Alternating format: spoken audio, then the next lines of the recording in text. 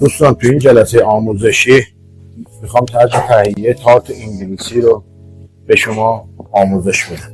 خمیر خشکی که از قبل حاضر کرده بودیم و توی یخچال گذاشته بودیم یه شب تا خودشو بگیره و سفت بشه و یخ بزنه، میریزیم توی خمیرگیر به اندازه نیازمون و میذاریم دستگاه بزنه تا نرمش کنه. بعد وقتی که نرمش کرد از این مقدار لازم برمیداریم و زیر پهن‌کن باز میکنیم. واسه زدن آلمانی، مربایی، نوتلایی ما از چرخ گوشت استفاده میکنیم، ولی واسه زدن تارت انگلیسی چون خمیرمون رو کلفت میخوایم و صفحه چرخ گوشتی نمیتونه با آن اندازه به ما تحویل بده، مجبوریم از دستگاه پهن‌کن استفاده کنیم و یا برداره.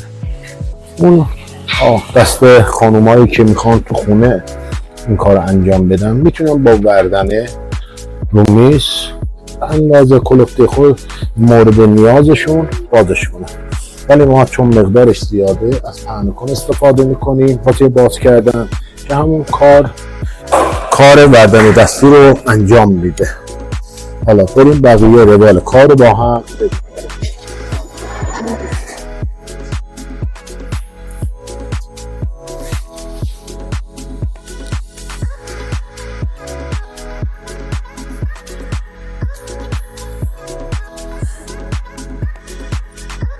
خیلی از ابتکارهای قنادی توی این مدل خمیر باز کردن مشکل دارن.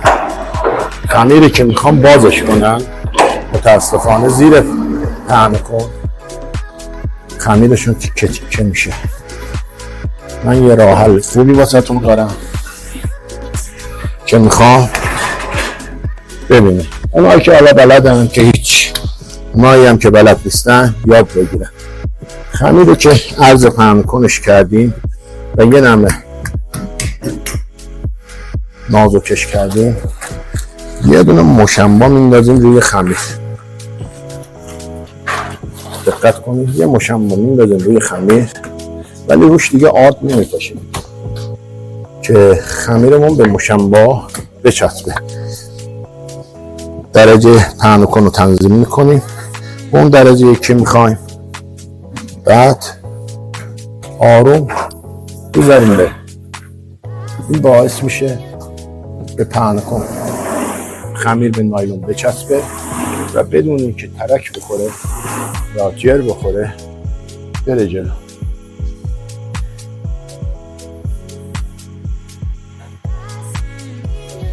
بعد با همون نایلونی که روشه اینو دور بردنه میپیچونیم که دوباره موقع برداشتن جر نخوره خمیر، تیکه تیکه نشه.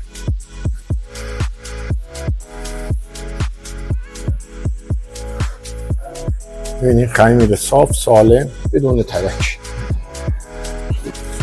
با همون نایلون خمیر رو روی میز میندازیم.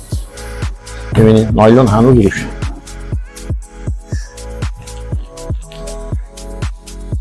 بعد نایلون رو میکنیم. حالا خمیرمون صاف و بدون ترک.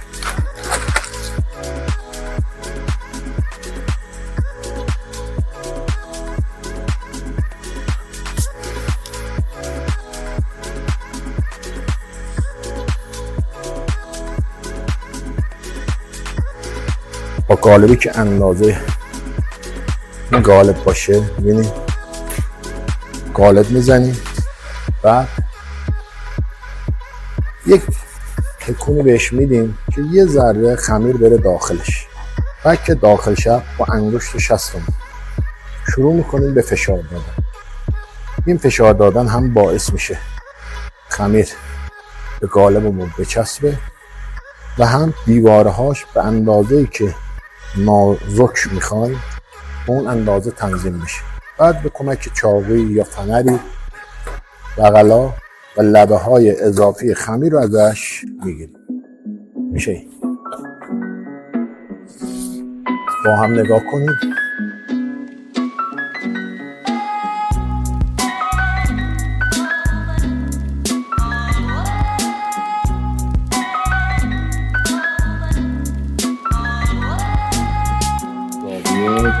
دید بهتری داریم. با شخص پشتان همین رو فشار میدم، میبینیم و با چاقو و با پنه اضافه های همین میدیم.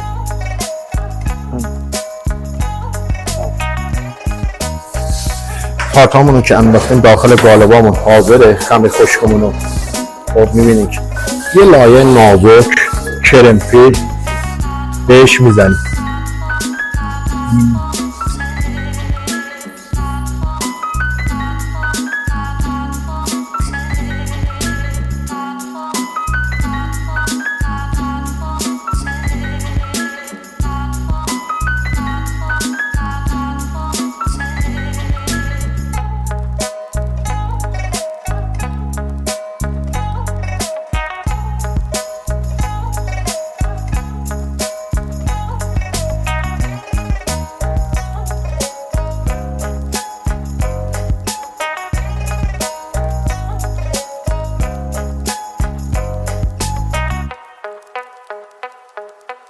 توت فرنگی همونو شستیم آماده.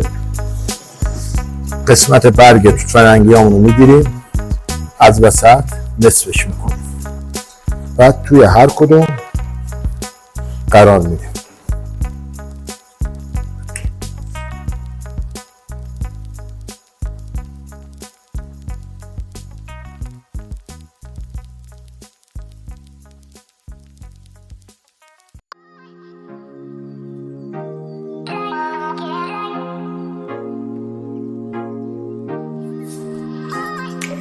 دوستان مایه روی تارت انگلیسی رو میبندیم به دستگاه تا میکس کنه. روغن، کره، مارسدان، خاچگند و خامه، اینا رو با هم میبندیم به دستگاه و با پنجه دنده آروم اول میزنه تا قشنگ موادمون مخلوط کنه. بعد که مخلوط کرد میندازیم دنده دو، دنده متوسط دستگاه تا بزنه دستگاه قشنگ پوکش کنه. بعد اینکه پوکش کرد تخم مرغشو دو تا سه تا میدیم به خورد خمیر. دوستان یه چیزی رو مد نظر داشته باشید، تمام موادی که من استفاده میکنم اندازه و معیار اون مواد رو در کپشن همون قسمت مینویسم، هم خونگی هم کارگاهیشو میتونید اندازه و معیارهاشو از کپشن بردارید.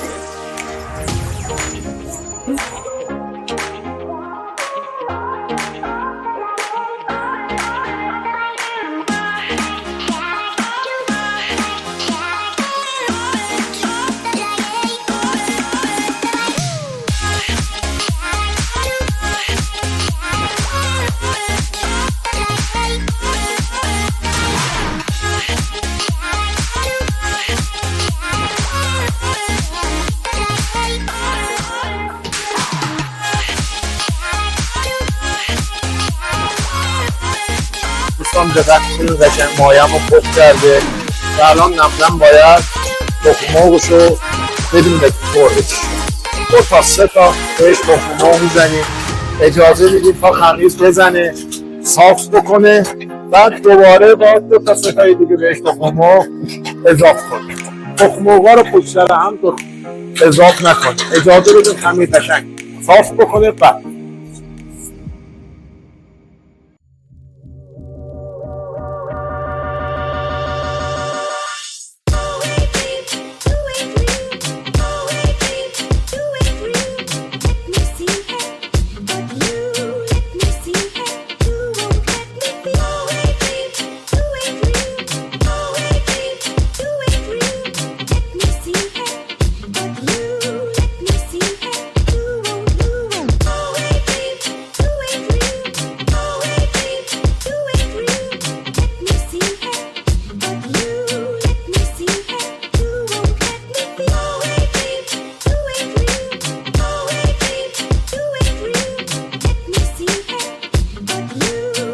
خمیرمون حاضر شد بچه ها، میاریم پایین، پنجهشو در میاریم.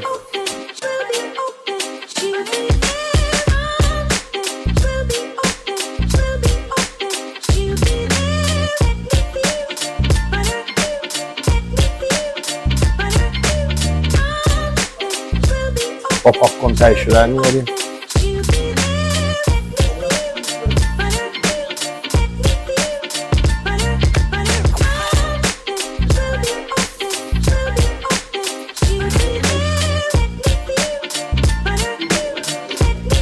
ببینید قشنگ خمیر یه دست صاف بدون گوله.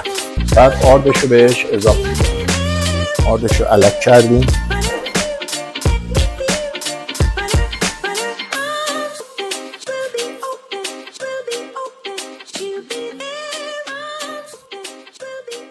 اونقدر قاطی میکنیم تا خمیرمون صاف بشه.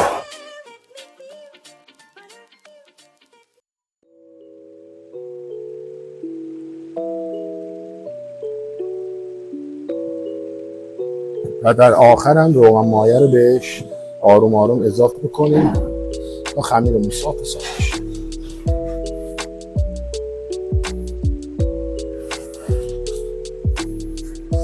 خب خمیرمون حاضره. مایه روی تارت انگلیسی ها حاضره. کیفو پر میکنیم که بزنیم روی مواد. کرممون رو زدیم، توت فرنگی همون چیدیم. حالا میریم که چی؟ مواد روی مایه‌مون رو بهش اضافه.